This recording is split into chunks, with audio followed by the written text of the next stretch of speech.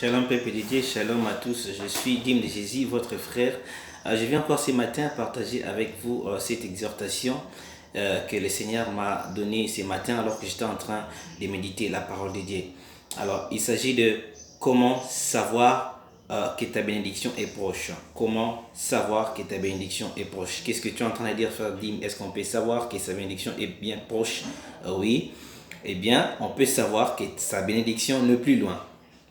Alors, j'aimerais être pratique, mais bien avant de lire la Bible, j'aimerais vous donner une thématique. La première clé, sinon la première des choses à savoir, c'est que on peut savoir que sa bénédiction est proche lorsque une personne qui était dans la situation calamité, dans une situation très compliquée proche de vous, venez d'être béni. Sache que le Seigneur le dit, tu vois ce que tu es en train de voir, que je fais avec lui, je peux encore le faire avec toi.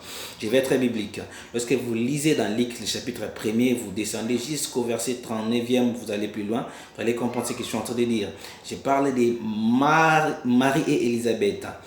Élisabeth était la sœur à Marie, alors qu'Élisabeth était stérile, une stérile réputée du quartier, une stérile célèbre du quartier. En plus d'être stérile, elle était vieille d'âge, donc elle ne pouvait pas donc mettre au monde, chose qui était impossible.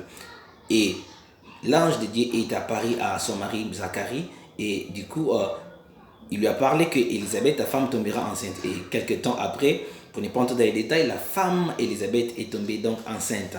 Et le même ange Gabriel, comprenez cette démarche, le même ange Gabriel qui est apparu à Élisabeth, ce même ange est allé voir Marie pour lui dire, toi aussi, tu tomberas enceinte, l'ange de Dieu te couvrira, voilà, l'Esprit de Dieu te couvrira lorsqu'il dit ces choses-là.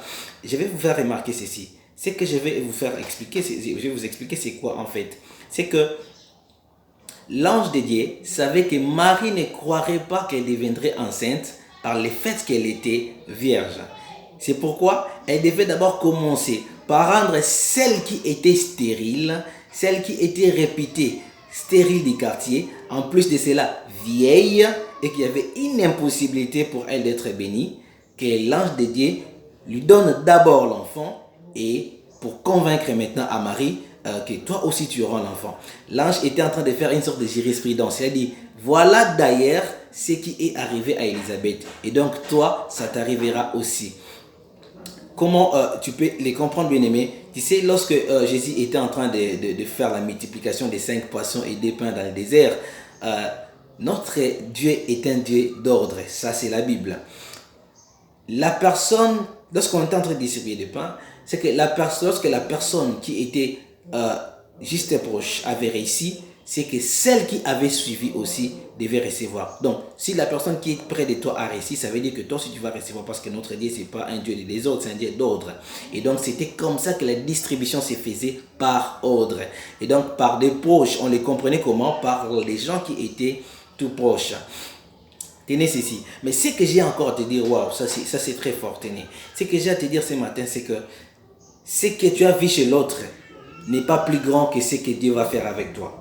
Oh, ce que Dieu a fait chez l'autre, c'est petit par rapport à ce que Dieu fera avec toi. Comment je sais? Lorsque Élisabeth a eu Jean-Baptiste, l'ange lui a dit, l'enfant que tu recevras sera grand. Mais l'enfant que Marie avait reçu était beaucoup plus grand. Donc, l'enfant que tu recevras, la bénédiction, l'enfant c'est un signe de la bénédiction. L'enfant que tu recevras, la bénédiction que tu recevras, bien-aimé, est beaucoup plus grand que ce que tu es en train de voir chez les voisins. Et donc, persévère dans la foi, confesse ton Seigneur, ne te décourage pas. Lorsque Dieu te fait voir que celle qui était proche à toi, vient d'être bénie, c'est qu'il est en train de te faire sentir déjà l'odeur de la bénédiction. Ne la jalousie pas. Il ne faut pas jalouser la personne qui a réussi avant toi, parce que toi aussi, tu es déjà proche de recevoir ta bénédiction. Soyez bénis au nom du Seigneur. Que Dieu vous fasse du bien, qu'il vous étonne comme il a étonné les autres.